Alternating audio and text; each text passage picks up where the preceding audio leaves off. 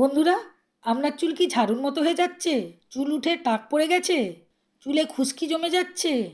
কিছুতেই এই সমস্যা থেকে মুক্তি পাচ্ছেন না?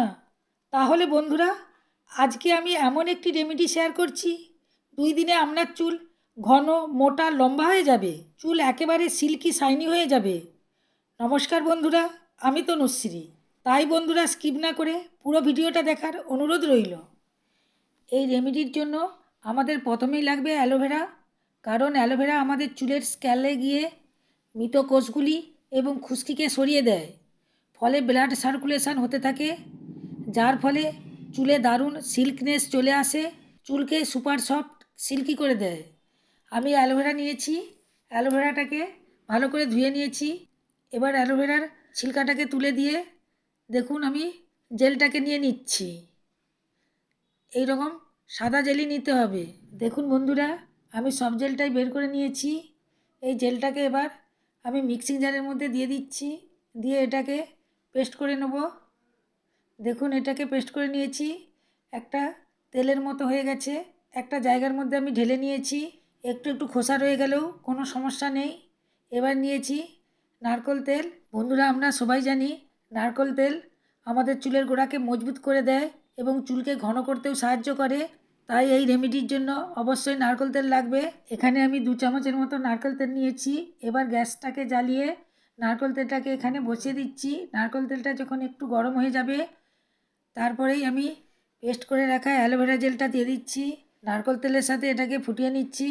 এখানে বেশি ফোটাবার দরকার নেই, মাত্র 2 মিনিট ফুটিয়ে নিলেই চলবে। 2 মিনিট পর আমি গ্যাসটাকে অফ করে দিয়েছি, করে এটাকে একটু ঠান্ডা করে নেব। এবার আমি একটা কাচের পাত্র নিয়েছি, ছাঁকনির সাহায্যে এটাকে এবার ছেঁকে নিচ্ছি। এবারে আমি চিপে পুরো রসটাকে বার করে দিচ্ছি। বন্ধুরা, এখানে শুধু আমার রসটাই দরকার। বন্ধুরা, এখানে আমার একটা পাওয়ারফুল রেমেডি তৈরি হয়ে গেছে। এখানে আমার কিছুই লাগলো না, শুধুমাত্র অ্যালোভেরা আর নারকেল তেল দিয়েই রেমেডিটা তৈরি হয়ে গেছে।